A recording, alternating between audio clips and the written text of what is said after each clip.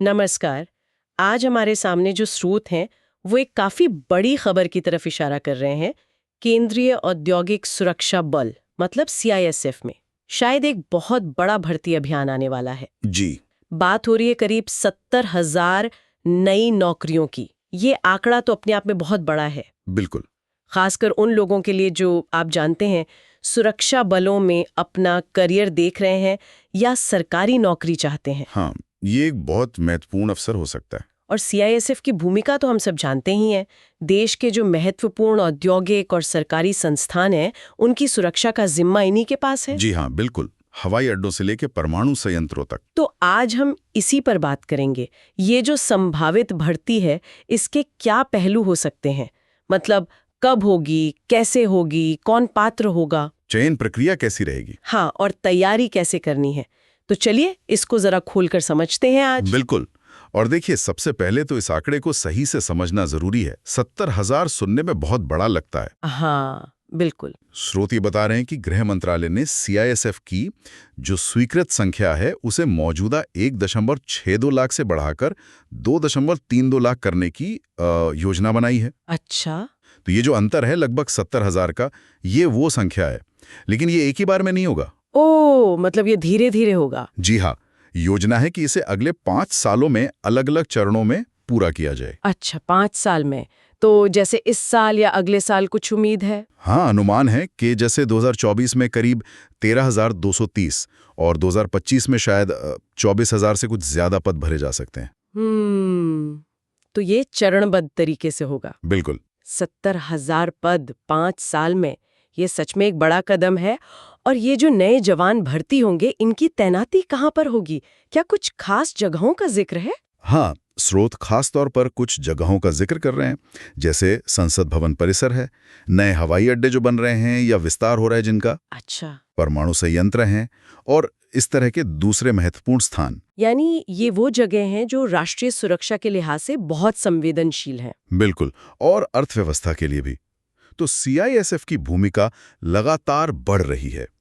पहले शायद औद्योगिक इकाइयों पर ज्यादा फोकस था, अब राष्ट्रीय महत्व के हर संस्थान पर है। सही बात है। इसी वजह से शायद बल का विस्तार भी जरूरी हो गया है। हाँ, ऐसा लगता है। तो फिर सवाल आता है कि इस अहम जिम्मेदारी को निभाने का मौका मिलेगा किसे? मतलब पात्रता क्या होगी? कांस्टेबल पद के लिए क्या चाहिए होगा? देखिए, कांस्टेबल के लिए जो मानक है वो मोटे तौर पर वही रहने की उम्मीद है, 10वीं या 12वीं पास। अच्छा। और आयु सीमा 18 से 23 साल के बीच। 18 से 23।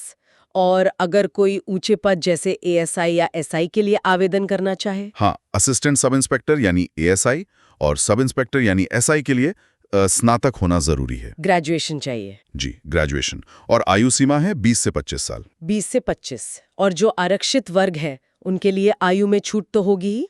हाँ, बिल्कुल। जो सरकारी नियम है आरक्षण के, उनके अनुसार आयु सीमा में छूट मिलेगी।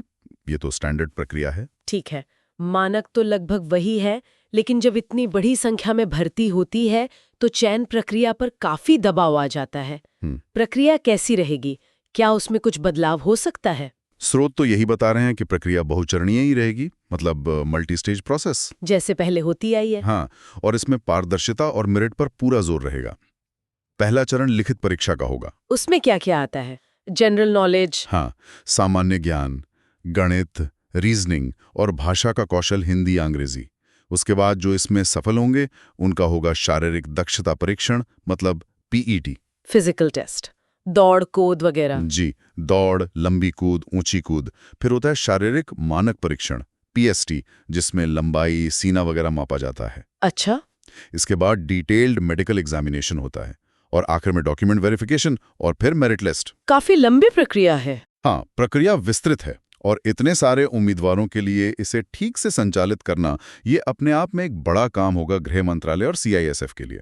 जाहिर है, इतनी मेहनत और जिम्मेदारी वाली नौकरी है तो लोग ये भी जानना चाहेंगे कि इसमें वेतन और दूसरी सुविधाएं क्या मिलती हैं। हाँ, ये भी महत्वपूर्ण सवाल है। देखिए, वेतनमान तो जो मौजूदा सरकारी नियम है उन्हीं के अनुसार होगा। अंदाजन इतना हो सकता है कांस्टेबल के लिए? कांस्टेबल के लेवल पर शुरुआत में मानकर चलिए कि लगभग 25,000 से 45,000 रुपए प्रति माह के बीच। ठीक है। और एएसआई स्तर पर ये लगभग 45,000 से 75,000 रुपए प्रति माह तक जा सकता है। ये बेसिक और भत्ते मिलाकर एक अंदाजा है। और सैलरी के अलावा? उसके अलावा जो केंद्रीय कर्मचारियों को सुविधाएं मिलती हैं, जैसे सरकारी आवास या एचआरए, मेडिकल सुविधा अपने और परिवार के लिए, यात्रा भत्ता, बच्चों की शिक्षा के लिए अलाउंस और पेंशन योजना का लाभ, ये सब मिलता है। तो पैकेज काफी अच्छा है। हाँ, एक सुरक्षित और सम्मानजनक करियर है। अच्छा, एक और बात जो मुझे इस स्रोतों में काफी दिलचस्प लगी, वो है महिलाओं की भागीदारी बढ़ाने पर जोर। इसके बारे में क्या जानकारी है? जी हाँ, ये एक बहुत ही अहम पहलू है। सरकार का फोकस है कि सुरक्षा बलों में महिलाओं की भागीदारी बढ़े और सीआईएसएफ में भी।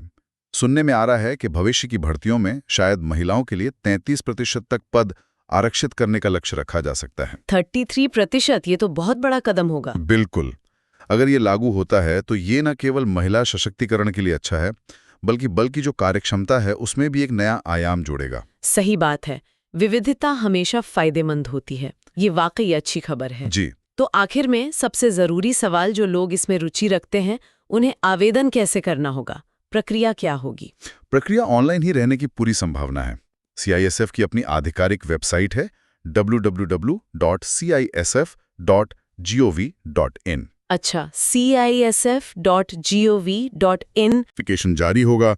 सारी जानकारी जैसे पदों की संख्या, योग्यता, तिथियां और आवेदन करने का लिंक, सब कुछ वहीं मिलेगा।